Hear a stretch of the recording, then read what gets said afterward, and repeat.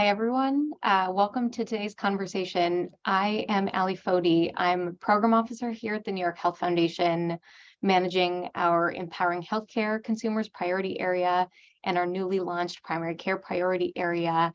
And today's conversation around protecting New Yorkers from medical debt occurs right at the heart of those two things, around protecting and promoting patients' ability to seek care, around lifting up patient experience and patient voices in the health policy making debate. And this topic is urgent and timely because, as a phrase that I'll crib, medical debt is a uniquely American injustice. We're all logged into this webinar today with the belief that no one should go into financial ruin because of a healthcare emergency or an illness. And yet we know medical debt's all too common. It is the most common cause of bankruptcy here in the United States. 1 in 20 New Yorkers experiences medical debt. And for Black and Brown communities in New York, especially outside of New York City, that rate is 2 or 4 times that. And those statistics are powerful, they should be powerful, but this conversation isn't just about percentages and dollars. They're about real people's stories. And so before we dig into our conversation today with some phenomenal speakers, I want to show us a video that's going to ground this conversation of patients' experience with medical debt, to show Anthony's story. And this stems from a We the Patients campaign that we have the privilege of supporting here at the New York Health Foundation. All right, I will share my screen. Father's insurance. Slightly over a year ago from now, I was committed to the psych ward after a failed suicide attempt. I was there for 14 days. It genuinely helped me until I received my bill afterwards. But thankfully, I was under my estranged father's insurance. But even then, and currently today, I'm over $2,000 in debt, and my mother has refused to help me pay. So I've essentially been forced to kind of figure out this whole situation by myself. And when I was committed, I was 17. So after I got released, when I tried calling the hospitals, there wasn't much I could do because I was still a minor. And it just felt like a circle, and I never really got actual advice on what to do. Now that I'm 18, it's been 6 months since I've been released, so all my debt has been transferred to the debt collection agency. Nobody around me really knows what to do, and this whole situation has just been causing me so much stress. It's like every time I check my mail, every time I receive an 866 call, which now I know is the debt collection agency's number, every time I see a reminder text, I'm just reminded of how much debt I'm in, and it just makes me really anxious, and it's been really not good for my mental health, which is why I'm even in debt in the first place, was to get better. I think there should be a lot of change within the medical system. For the most part, I've just felt really alone, even when there are 23 million Americans in debt, which is essentially 1 in 10 Americans. In general, the US healthcare system, people shouldn't have to go into debt with little knowledge on what to do after just to get the medical care that they need. People also just shouldn't be afraid and resistant to going to the doctors in fear of the bill that they're going to receive after. Because of powerful stories like that, because of increasing media attention, because of illustrative research, like research that some of our panelists have done, we as a society are increasingly reckoning with the fact that medical debt is pervasive, that it's a crushing burden for patients, that the extraordinary lengths to which patients are pursued to collect on this medical debt, it's all causing us to grapple with medical debt and how to mitigate the harms of it and how to prevent medical debt in the first place. And so that's what our presenters here are here to share with us. We have 2 phenomenal speakers, Elizabeth Benjamin, the Vice President of Health Initiatives at the Community Service Society of New York, and Sal Curran, the Executive Director of the Volunteer Lawyers Project of Central New York. They wear many different hats. They are neighbors, policy experts, community organizers, researchers, direct service professionals, and they're here to share with us what they know around the pervasiveness of medical debt in the country, in New York, in Central New York in particular, and in particular, organizing among patients and community members to end medical debt, what policies have been secured and what is left to be done. So in just a moment, I'm going to hand it over to them. But before I do, I just want to settle a bit of housekeeping. First, as you see, there's an opportunity for closed captioning with a button at the bottom of your screen and a banner at the top. We have a chat feature and I encourage you to use that. We want this to be as interactive as possible. So first of all, let us know you're here, say hello. Please pose your questions and comments. I'll do my best to integrate that into our discussion. The session is being recorded, and after the fact, we will be sending out an event recap, including the slides that you see here today. So with that, Elizabeth, I'll hand it over to you. Hi, everybody. It's so nice to be here, and a huge shout out to the New York State Health Foundation for taking on this really important issue that affects patients' lives. We are so lucky in New York State to have such a wonderful foundation that's so committed to helping improve the lives of New Yorkers in so many facets. And so a big thanks to you, Allie, and to David Sandman, and to all the team at the foundation. I'm going to share, I have 10 quick slides that I wanted to run through that I think kind of just give kind of a little sort of primer on what's going on in medical debt in New York. And here we go. Hopefully I'm sharing the screen. Is that successfully share screening? Good. It's always magic to me. Okay, thanks everybody. All right. So quickly, I'm going to talk about the medical debt evidence, then talk a little bit about the civil court research results, talk about some of the new medical debt protection laws New York State has moved forward with, and what I believe needs to happen next. So before we get into, the deep dive on medical debt statistics, I think it's really important to elevate this poll that was funded by the Robert Wood Johnson Foundation last January 2022. And it was very sobering for us to see this data. Half of New Yorkers, the left-hand columns, are really concerned that they don't have enough money to pay for just regular medical costs for their families. And then that pops up to nearly 70% of New Yorkers don't think they have enough money to pay if they had a major illness. And that's a lot of anxiety for people to be carrying. And those numbers are sort of across, the right-hand side shows across gender, across ages, but especially young people, I think is really sobering, especially in light of the story we just heard, but not just poor people. Higher income people are also very worried about major illnesses. It's, across this political spectrum, people are very worried, especially independents, and basically in every, corner of the state. So that's pretty nerve-wracking, and public opinion is very engaged with this issue. New York Times, Times Union, you name a state, a paper or a media outlet in the state that hasn't, written about this issue, and you would be defying me. I would be shocked. So I think the thing that's really interesting is in the big data sets, the evidence is pretty strong. The Consumer Financial Protection Bureau, that's the big Elizabeth Warren agency, and in Washington did a massive analysis of credit reports and found that 20% of all people have medical debt. 58%, that's now gone down 1% to 57% in their most recent research of debt on credit reports are medical bills. Another thing that the CFPB says is that actually medical debt is not dispositive of somebody's creditworthiness. In fact, it's sort of this data is actually kind of junk data because there's so much medical billing error, and people get reported before actually even the insurance claims have settled out, and so that's really frustrating. And of course, there's enormous disparities in who has medical debt. If you don't believe the Elizabeth Warren agency, the Journal of the American Medical Association had a peer-reviewed journal article that looked at 40 million people's credit reports, and 18% of people had medical debt. It was definitely worse in states, unlike New York, that did not expand Medicaid.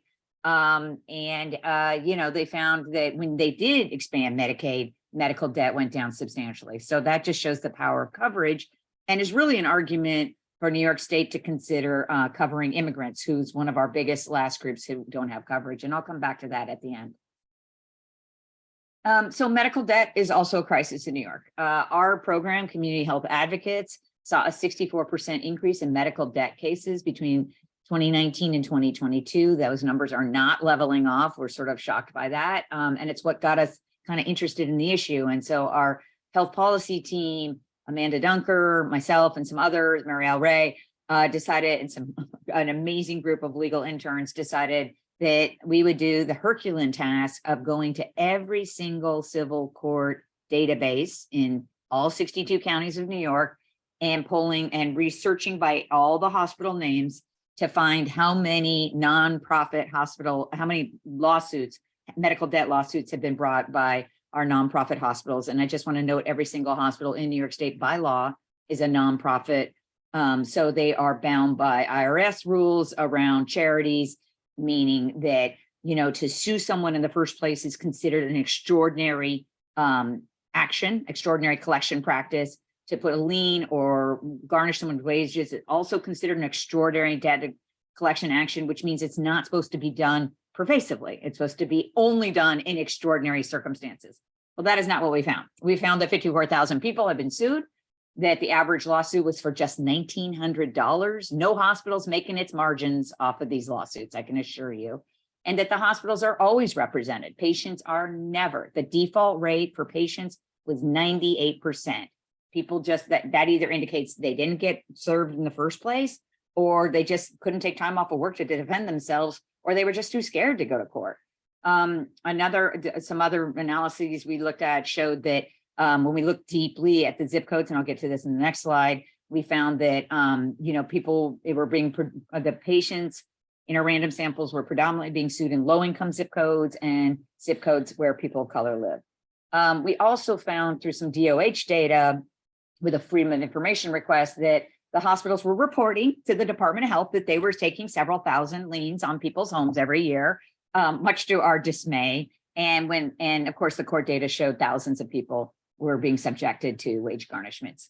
The interesting thing is, you know, this is not a pervasive practice across all hospitals. It was really 20 hospitals that were doing it very aggressively, and about half of hospitals never sue even one patient. So it's not required to help a hospital's margin. It's really a voluntary thing to do. And then we also identified all these hotspots. 44,000 lawsuits were brought in just these counties. It's very discouraging. So it's really all over the state. This is a statewide problem. So we issued this series of reports that called the Discharged Into Debt series. I think we're up to number 6 or 7 at this point. We actually just thought we were going to do one, but this is an area where the gift keeps on giving. There's just lots to talk about. So the first one, that, you know, we just kind of looked at a handful of hospitals, and like was just doing I think 26 counties, and then we kept expanding out our research. One thing that we noticed is the pandemic did not seem to stop the practice, and we found that hospitals sued 5,000 people between March and December of 2020 when the courts were closed. So they were able to do electronic filing, but the patients were not allowed to physically go and defend themselves, which seemed pretty unfair. And that made the front page of the New York Times. The next report we really looked at was looking a deep dive on racial disparities in medical debt. We did a deep dive in Albany County and found that 65% of the lawsuits were filed in zip codes with a higher proportion of people of color than the rest of the county.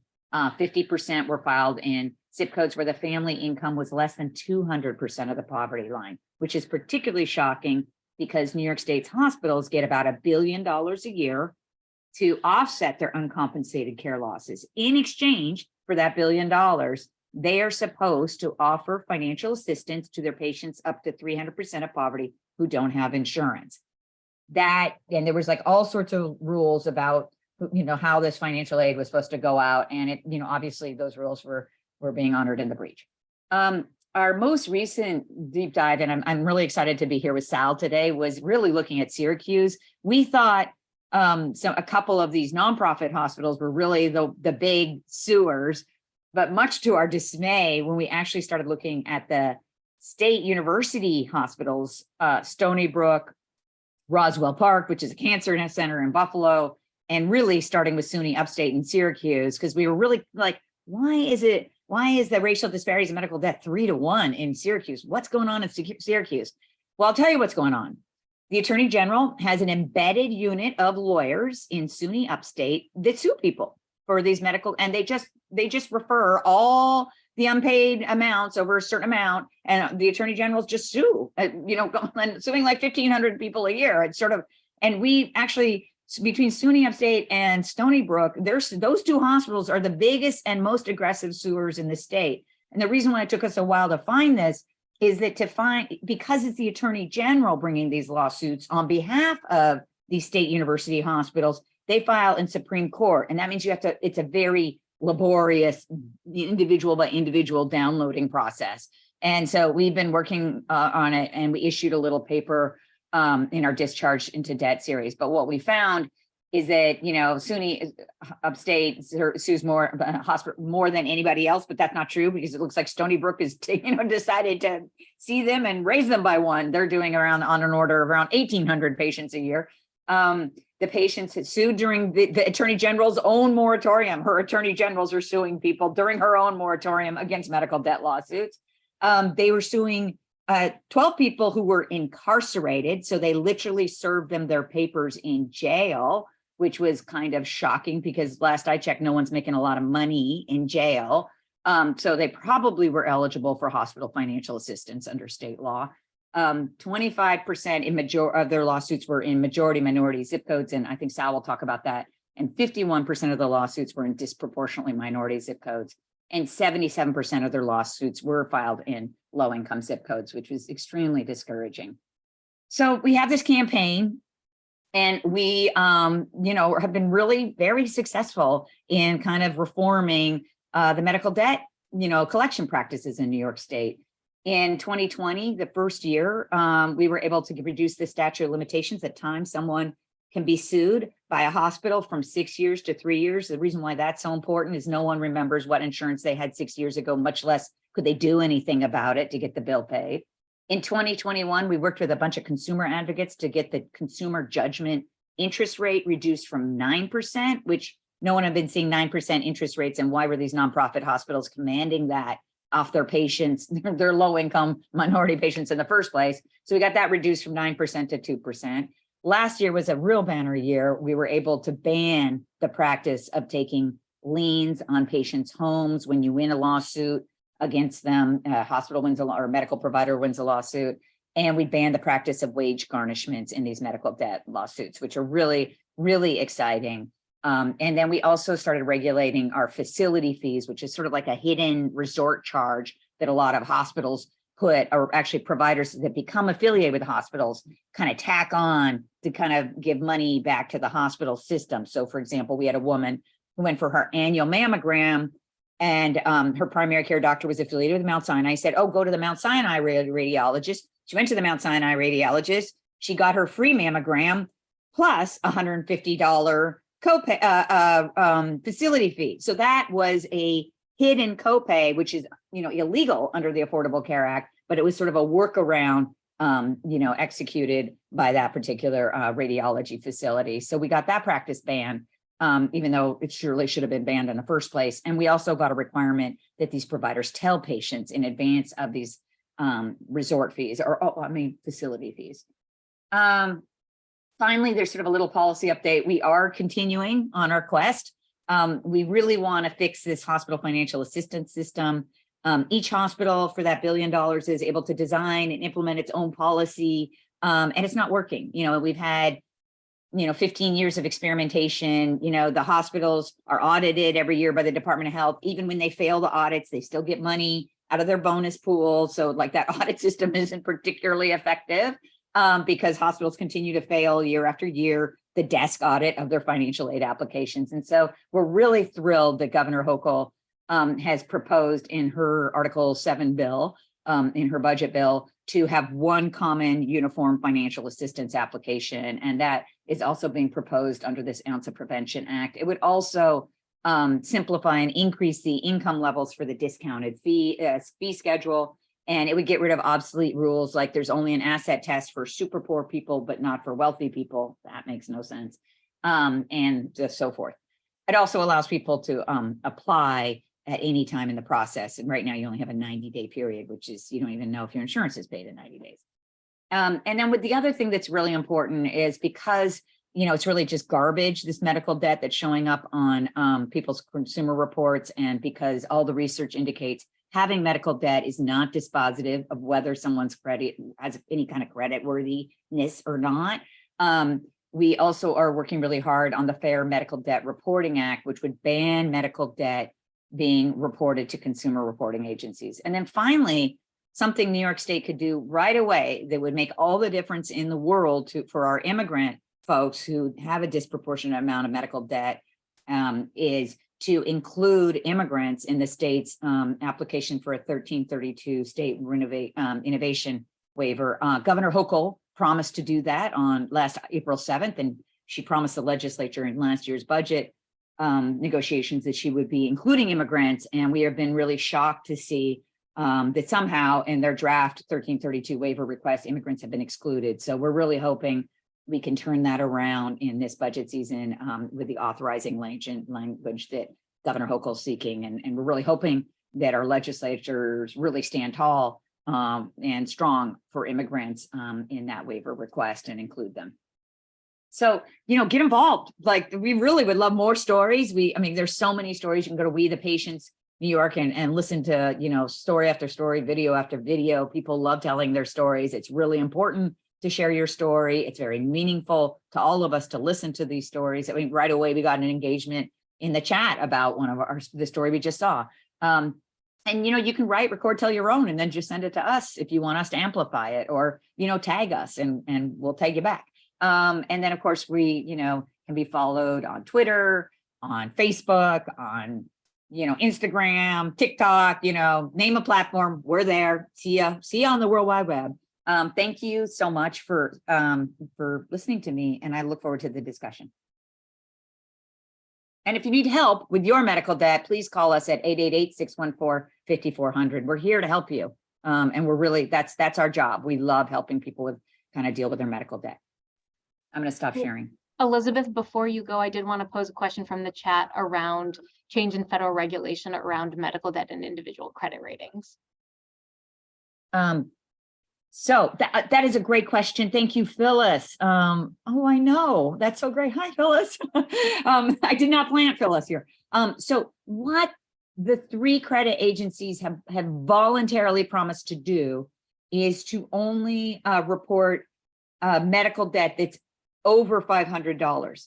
New York, as we all know, is the second most expensive place to get medical care right after Alaska. That's our claim to fame. And so many times patients' bills are over $500. So that doesn't really help most New Yorkers, especially because our hospitals are so expensive. But the second thing that's really frustrating about it is it's only voluntary. So the Consumer Financial Protection Bureau realizes that just having this kind of voluntary thing isn't that great. Oh, I'm sorry. The other thing I wanted to say is that when you analyze in communities of color versus white people, where we have significant numbers of communities of color, or people of color, we find that the average medical debt for people of color is over $700. For white people, it's around $500. So guess what? This is what structural racism looks like. People of color have more medical debt and therefore are not particularly protected by this voluntary practice. So the CFPB, that federal Elizabeth Warren agency, has issued a regulation inviting states to move forward and enact their own bans, full-on bans of the reporting of medical debt to the consumer reporting agencies, because they have found that medical debt is not dispositive of anybody's credit worthiness. Obviously you can't it's not like getting medical care is like it's not like going out and buying a car. You're not buying a Maserati here. It might cost as much as a Maserati, but it's really, you're just, we want people to get healthcare. As Senator May in Syracuse said, we want, this is all perverse. We want people to go get healthcare. They shouldn't be afraid to get healthcare because their credit's going to be ruined. So that's the answer to your question, Phyllis. Thank you so much for asking it. Thanks, Phyllis, and thanks, Elizabeth, for that answer. Sal, I will pass it off to you. All right, great. Thank you so much, Elizabeth, for all that great information. And Allie, thank you so much for inviting Volunteer Lawyers Project to be part of this. I also want to start with a huge thank you to the New York Health Foundation for funding our work in Central New York and in Syracuse to address medical debt, but not only ours, but also important community organizing that is taking place here locally with Citizen Action in Syracuse United Neighbors, SUN.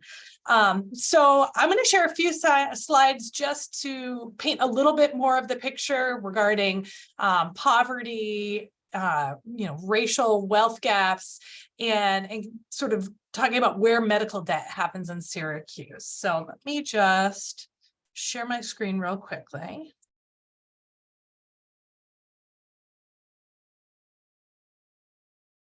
Okay. So when we talk about the income gap and racial wealth gap, what you'll see is that nationally we have, nationally, there is of course a huge racial wealth gap here, with Black families having a median income of $46,000. But here in Onondaga County, Black families actually have a median income of $28,000. And that's for all of Onondaga County. In Syracuse, the situation is even worse. This is important because when you're talking about that 2.5 or 3-to-1 racial disparity in terms of medical debt collection disproportionately affecting communities of color in Syracuse, you'll see that really we are talking about an area, a metropolitan area, where we have the highest rate of concentrated poverty in communities of color in the entire country. So we have in census tracts that are where there's majority people of color in Syracuse, particularly in Black communities in those census tracts, 65% of the people are living below the poverty guidelines. So what does that look like? We all know about redlining and the long-term effects that systemic racism, such as redlining, has caused in our communities. Here's a map of Syracuse, and it shows where the redlining happened. It's a lot of the city. And you look today where default judgments happen, and it's a lot of the same map. You look at the poverty rate. Again, this was the redlining map, right here. And you look at these dark areas, these census tracts are the area where we have poverty rates of greater than 40%. Now you overlap that with this zip code map and the medical debt cases that Elizabeth's group found from the upstate lawsuits.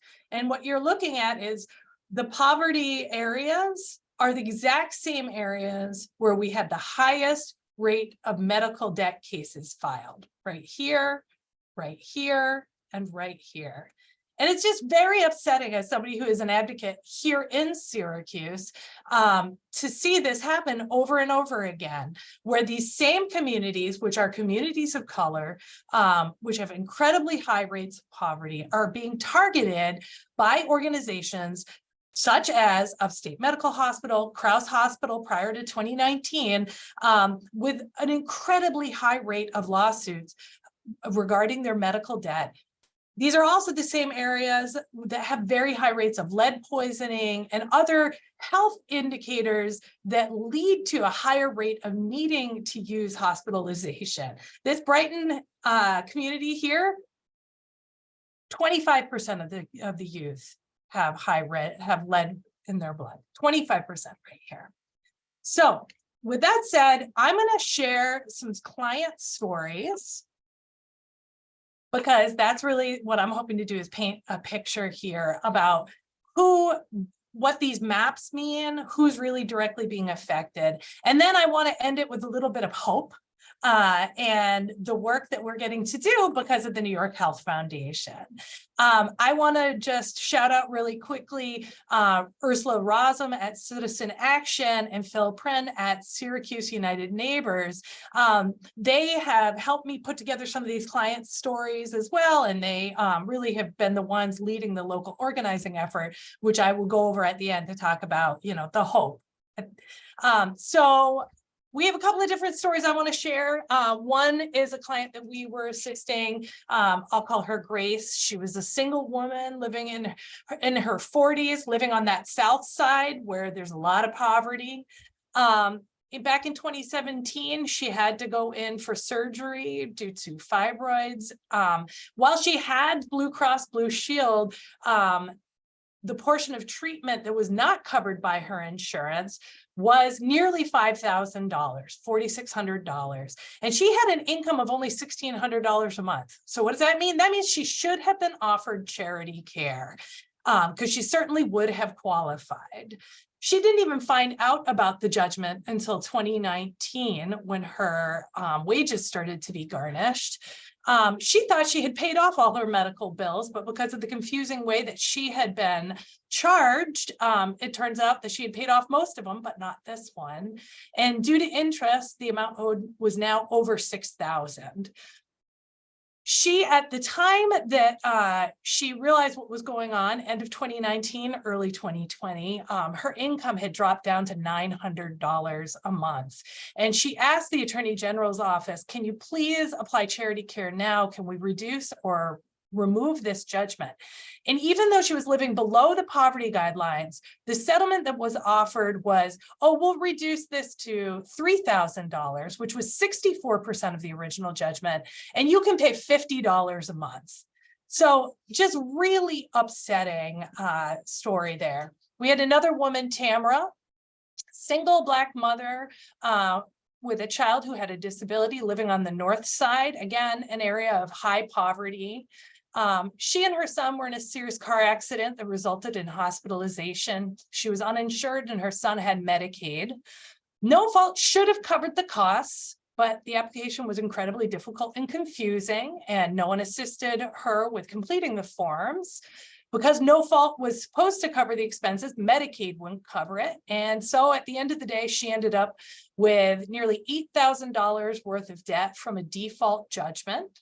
Now, this is an important thing to note that often the Attorney General's office uses nail and mail for service. So in both cases, these clients did not actually know about these judgments. It's an important sort of piece of information to know that in Syracuse, 30% of Syracuse's population moves every single year. Many live in multi-family units with shared doors and mailboxes that are not secured. It's pretty rare to have a locked mailbox. So it's pretty common that nail and mail does not actually result in somebody knowing about the lawsuit that happens against them. I have another example of a No Fault that Ursula shared with me. She had a grandmother who came to her about her grandson who was hit by a car.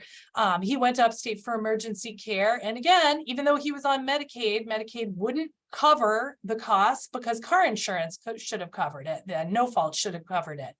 Again, incredibly difficult to navigate, and so it was not completed. Family was never offered charity care, and a judgment was entered against them. And as a result, their tax returns going forward were garnished. They didn't get that critical money that comes back in their tax return with the child credits and with the earned income credits. We have another one, a cancer survivor, a woman who had insurance, but the cancer-related surgery was for nearly $60,000, and her 20% copay resulted in over $12,000 that she was responsible for.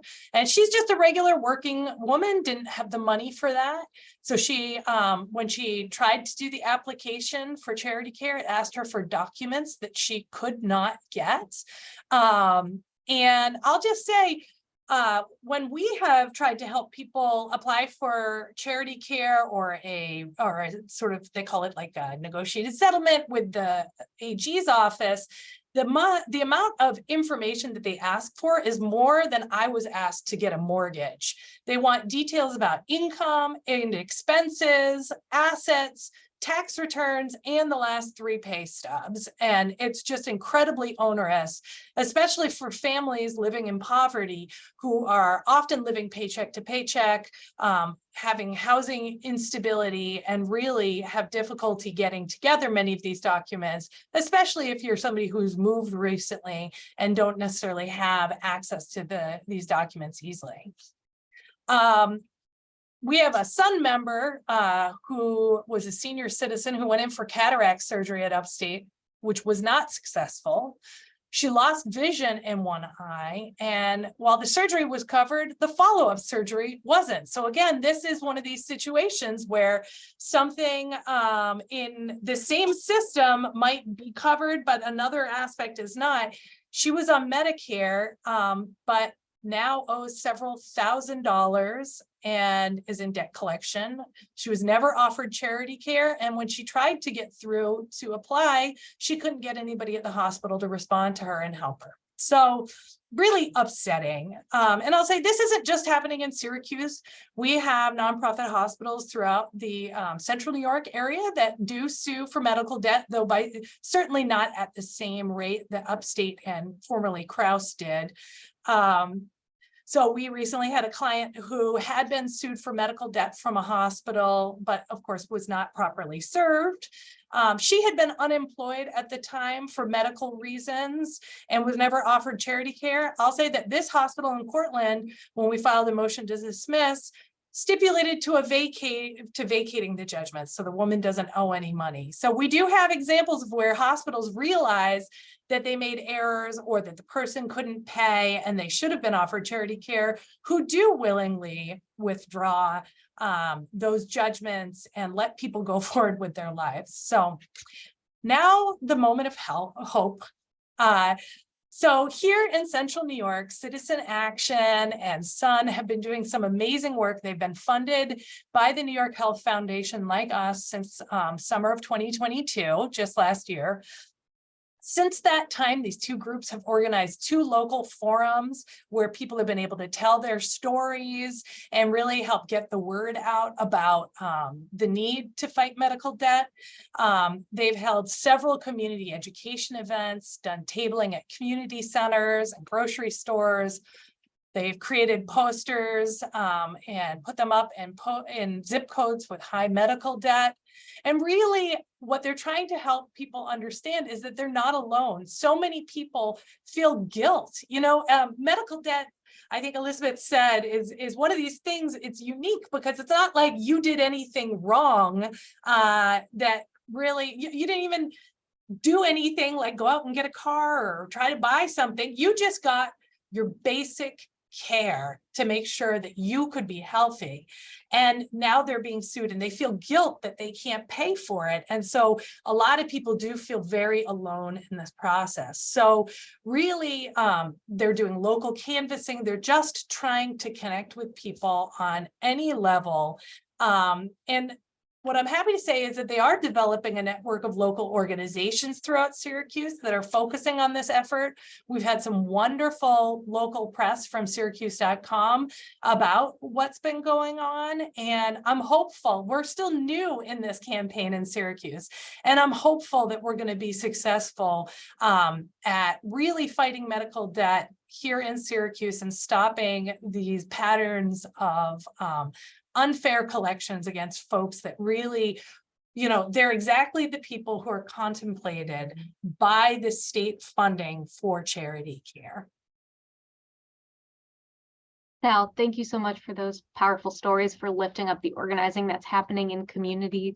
I And thank you all for your wonderful questions in the chat. We will try and get through as many as possible. I wanted to start, Sal, with one question for you. Well, for both of you, but particularly Sal. There was a question around spouses being subjected to medical debt collections for deceased partners. I wondered if you could weigh in on that, and particularly knowing that you also encounter family members who experience debt for long-term care. Wondering if you could just share what it's like for families writ large to experience medical debt. Yeah, we've seen this be very devastating on families. In some instances, particularly around nursing home debt and long-term care debt, there's been issues where different facilities are unlawfully trying to hold family members responsible, especially if they have a power of attorney. They go after not only the individual who has the debt and try to, take whatever assets, including homes, but they will go after these family members that have powers of attorney, saying that somehow they therefore are responsible. And I'll just say in Syracuse, this can be devastating because, in many instances, the only assets, the only wealth that a family might have is a home that might not even be worth very much. And when you get a lien against that home, whether it was previously for medical debt or for nursing home debt, you're taking away the only way to transfer wealth from one generation to the next. And it's incredibly stressful and incredibly overwhelming. But I'll hand it off to Elizabeth to add to that. Sorry, getting myself off of mute. Actually, there's an amazing attorney up at Legal Assistance of Western New York, Anna, who's now at the National Consumer Law Center. And she has spent a lot of her career working on this because there was a bunch of nursing homes in Western New York that not only were suing spouses, but they were suing friends, neighbors, like anybody who wrote, helped their friend, drove their friend to the nursing home. I mean, it was kind of mind blowing. So there's a whole NPR series. I think there was even a New York Times article or something like that. I'll drop the NPR series in the chat.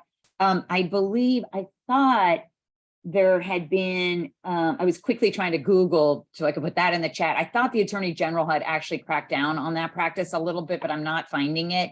If anybody from the Healthcare Bureau is on this call, maybe they can put it in the chat. But in the meantime, I will put that NPR story. And it's just kind of not the best practice, I would say. But I think at the end of the day, spouses often are legally responsible for the debt of their partners. And that's, unless Sal, please correct me, but that's sort of been an issue that's kind of crept up over my career of 30 years, kind of recovering, in and out of legal services and legal aid society. Now, in some cases, spouses for Medicaid purposes can do this thing called spousal refusal. And that's a whole other kind of area of the law that I want to, but maybe that's a topic for a whole other webinar. Thank you. I'll just drop that in the chat, the NPR series, because it's pretty interesting. I think it's something we really have to look more deeply into and get better regulations around that, just the nursing home conduct and suing folks. There's also been a fair amount of chat in here around COVID. Surprise bills for COVID tests, which thank you, Elizabeth, for your answer, but then also around if we know anything yet around trends of medical bills and medical debt collections around COVID related expenses and long COVID. I realize, the data is still yet to come, but I wonder if either of you have any insight as to the pandemic and medical debt. I don't have any insight on it yet. I do know that during the time of COVID, when there was supposed to be a hold on debt collections, it also made it so that the AG's, the local office was refusing to negotiate settlements or removing debts. In terms of COVID related expenses, we've not seen a flood of that yet, but as I said, our campaign is very new and in Syracuse, so we're really still working on gathering stories at this point. We helped a woman who made the New York Times because she she was being pursued for a $400,000 COVID admission for a hospital that had received, you know, tens and tens of millions of dollars for COVID. She was, you know, for COVID, you know, during the CARES Act and all that money that, so a lot of the hospitals, while they were suing people kind of aggressively during the pandemic, that was for older accrued debt prior to the pandemic. But in New York, our hospitals were extraordinarily effective at pulling down as much CARES, maximizing the drawdown of that federal CARES Act money.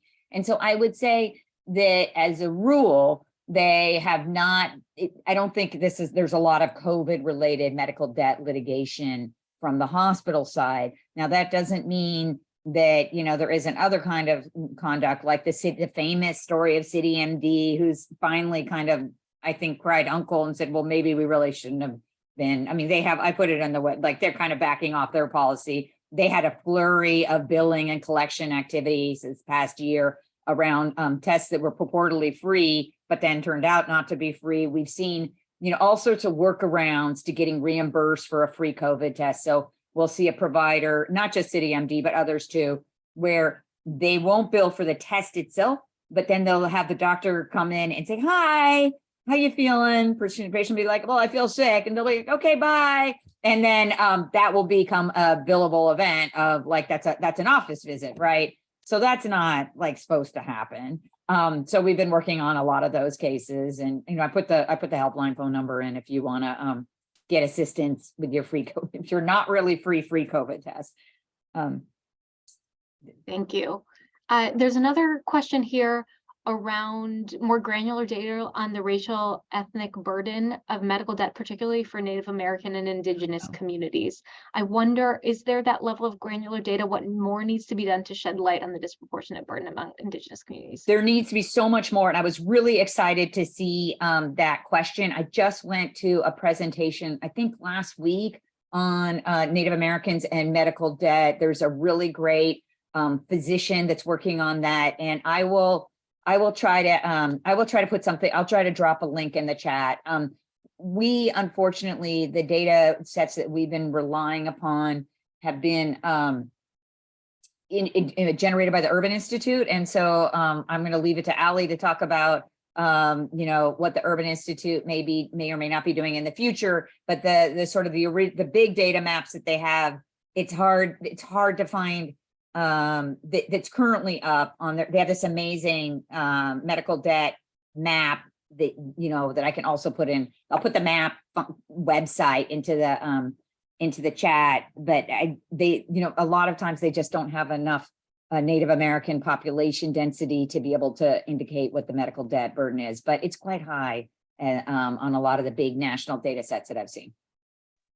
Yeah, thank you, Elizabeth, for those resources, and then just understanding the limitations of the research right now. You gave me an opportunity to celebrate another one of our current grantee partners, in addition to you all on the screen, which is as a part of the support, and Michael's right there, perfect. The Urban Institute is, we are working to support the Urban Institute in taking their access to credit report data, credit bureau data, to understand in the clearest, most comprehensive way we can to date what the picture of medical debt right now is in New York State, across regions, in particular communities, in communities of color and low-income communities, by various health indicators and otherwise, to really understand what the varying burden is and then how that might inform the policy discussion. So I'll say in the coming months, stay tuned for this research, and we're so grateful to our partners there at the Urban Institute and all of you advocates that have helped to contribute to this dialogue already. Let's see here. We have time for just a few more questions, so thanks. I will try and cull from these and then pose any others that are remaining. But there's an important question that I see here, and I'm going to paraphrase a bit now, which is around beyond the particular policies to either mitigate the harms of or prevent medical debt. There's this whole conversation around the inaffordability of healthcare and how we address inaffordability as an upstream way to prevent medical debt from occurring.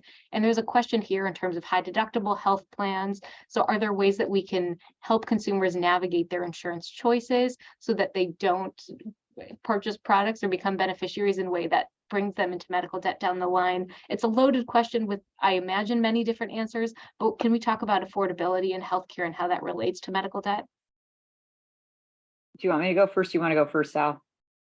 Okay. So, I've spent my entire professional life trying to get good coverage for people. And, obviously after 30 years, haven't been as successful as I would like. One of the things I would like to point out is we have an important opportunity to extend no deductible, comprehensive, affordable health coverage to all New Yorkers up to 250% of poverty with our 1332 waiver request. Unfortunately, it is excluding immigrants who are ineligible for publicly funded coverage. So if we really care about medical debt, if we really care about racial disparities, every single person on this call should be sending in, just filling out, there's a little simple questionnaire in the State Department of Health website. They should be opposing that 1332 waiver if it does not include immigrants, because that's zero deductible coverage. On the issue of why people are taking high deductible products is that, insurance is expensive. Often the high deductible products are zero premium. So we've been working very closely with the New York State of Health to try to get some medical care pre-deductible for those who are opting for bronze coverage. What I would like to see, and I would love to work hand in hand with any provider organization to actually eliminate high deductible products in New York State. I think they're bad news. We shouldn't allow them to be sold. And I think we should regulate them. It just leads to more medical debt. And it isn't fair for the providers to be stuck, holding the bag on us having the witnessing that we all have seen over the last decade of the dumbing down of insurance towards these high deductible cost shifting products.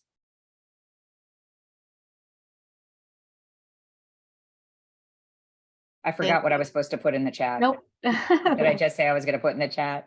Oh, the 1332 waiver comments. So please get involved with that. And, tell the state that you really want immigrants included.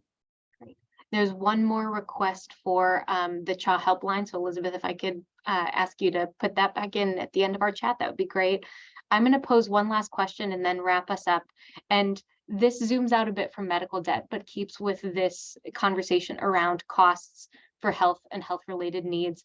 There's a question in the chat around any research that you all have done or partners have done or experience you've had with your clients around costs as it relate to food, housing, beyond just medical expenses, and how that can contribute to financial stress and perhaps health issues down the line. And I wonder if at CSS, at VLP, their experience with financial stressors around food insecurity, housing insecurity, or otherwise.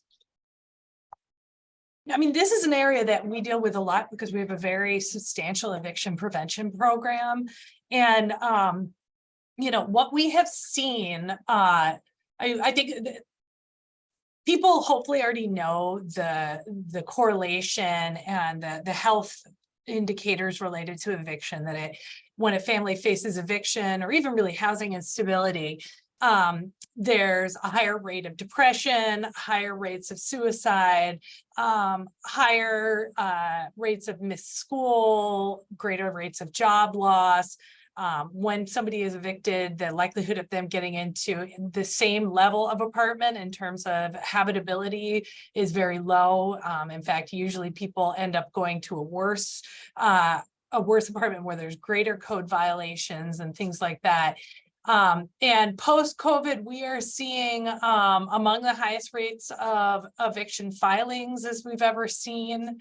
Currently in Onondaga County, we have the highest rate of actual true. We just had our point in time count in February, which happens across the nation, to count unhoused people and individuals who are in emergency shelters.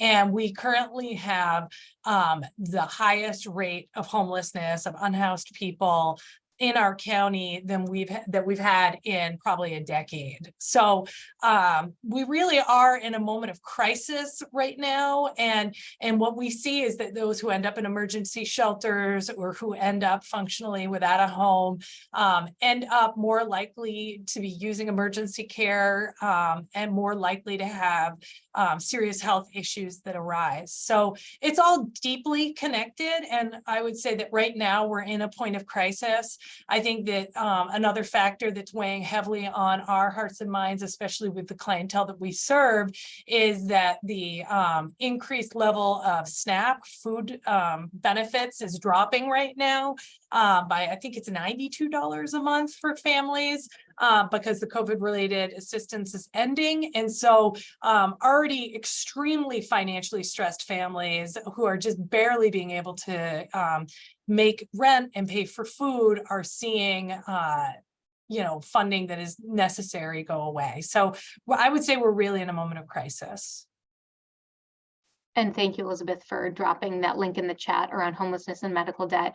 I similarly will make a plug for our colleagues here at the New York Health Foundation that had a primary survey around New Yorkers' experiences with food insecurity and how that translates not only to poor diet quality, but also higher healthcare costs and any number of other important findings. So I encourage you to stay connected with us on that. I regret that we are out of time. This conversation could have gone on for a while. We could have continued to pick your brains and learn so much. First of all, thank you, Elizabeth. Thank you, Sal. You shared not only invaluable insight, but also direct experiences that made this conversation all the more powerful. Thank you to those engaged in our conversation today. You shared your own experiences, your own resources, your thoughtful questions, and it helped contribute to a great conversation today. Many thanks to my colleague Stephanie, who made this possible. As parting words, I will just say, please, this did not do justice to the great amount of local organizing, research, policy advocacy that's being done around medical debt. So please stay connected with Sal, with Elizabeth, and the End Medical Debt campaign writ large. Stay connected with us at the New York Health Foundation and at me, Ali Fodi, and we will send a recap of this event, the slides, and look forward to seeing you next time. Thanks, everyone.